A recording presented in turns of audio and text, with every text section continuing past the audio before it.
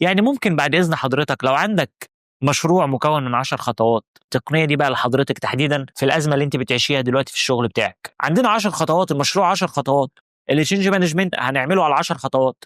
ممكن بعد إذنك يا هاني ما تفكرش إلا في الخطوة رقم 1 بس أنا لسه ما أعرفش الخطوة رقم 5 هنعمل فيها إيه.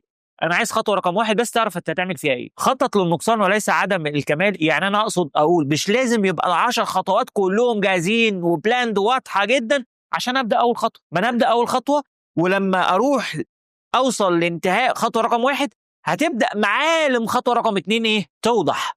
أروح للخطوة رقم 2 هتبدأ معالم خطوة رقم 3 توضح، وهكذا لحد لما أوصل للخطوة رقم 10. طب عند خطوة رقم 5 إحنا عطلنا لسه مش عارفين 6 دي هنعمل فيها إيه؟ أقف لعند 6 وأنت واقف عند 1 حاجة وأنت واقف عند 6 حاجة تانية خالص.